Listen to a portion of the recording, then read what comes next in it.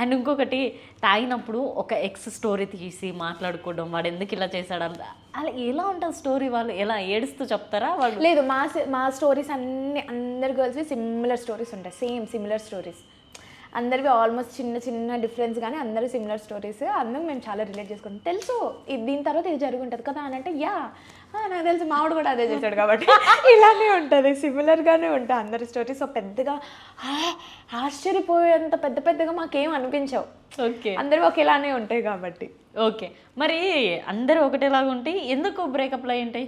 Depends.